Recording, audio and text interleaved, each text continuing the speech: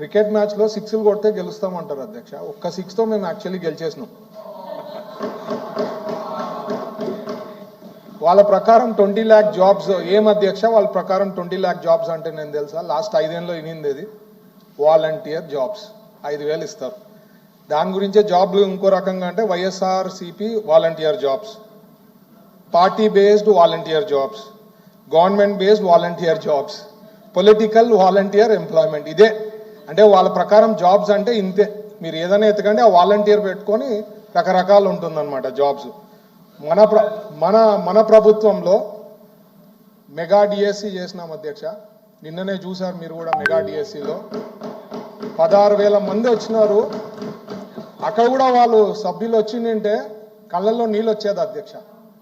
Emotional sir, అది really emotional. మీరు దాని గురించి ఏమైనా తప్పుగా మాట్లాడితే మీకే ప్రాబ్లం అది. ఎందుకంటున్నా అంటే మీరు నిన్న కానీ వచ్చిందంటే కళ్ళల్లో నీళ్ళు వచ్చేది అధ్యక్ష. అంత అంటే వాళ్ళ ఆనందము, వాళ్ళ ఫ్యామిలీ మెంబర్స్ అందరు వచ్చి వాళ్ళు అక్కడ అపాయింట్మెంట్ లెటర్స్ తీసుకోవడం అనేది ఇట్స్ ఎ గ్రేట్ థింగ్.